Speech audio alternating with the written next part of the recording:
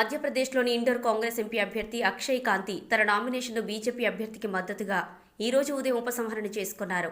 దేశంలో నరేంద్ర మోదీ గారే ప్రధానిగా ఉండాలని, అందుకోసం తాను పోటీ నుండి తప్పుకొన్నానని అతను చెప్పిన మాటలు ఆశ్చర్యకరం.